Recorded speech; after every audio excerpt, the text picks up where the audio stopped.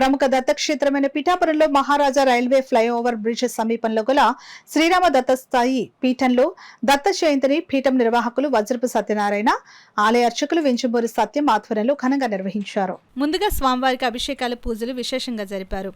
అలాగే భక్తులచే సామూహికంగా దత్త హోమాలు నిర్వహించారు. అనంతరం స్వామివారి పల్లకి సేవను జరిపారు.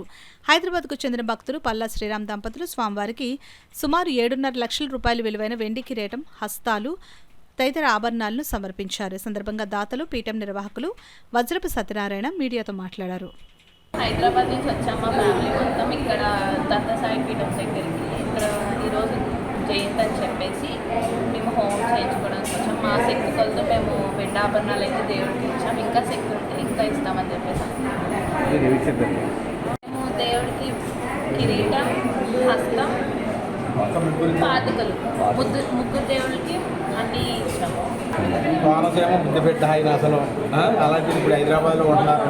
ప్రముఖ వ్యాపారవేత్త పల్లా శ్రీరామ్ గారు మన పీఠానికి స్వామివారికి, అమ్మవారికి, వినాయకుడికి కిరీటంలో పాటు అభయాస్తాలు ఇవన్నీ కూడా సుమారు 7 కేజీలు, సుమారు ఇది 7.5 లక్షలు సుమారుగా ఆయన ఖర్చు పెట్టి మన పీఠానికి ఇవన్నీ కూడా ఆభరణాలు, వెండి ఆభరణాలు చేయించారు. వారు సుఖంగా ఉండాలని కోరుకుంటూ ఈరోజు అన్ని జిల్లాల నుంచి వచ్చిన భక్తులందరికీ కూడా ఈ హోమాది కార్యక్రమాలన్నీ నిర్వహించడం జరిగింది. కాబట్టి ఈరోజు చాలా అతి వైభవంగా ఈ కార్యక్రమాలను పూర్తి చేసుకున్నాం. కాబట్టి జై గురుదత్త.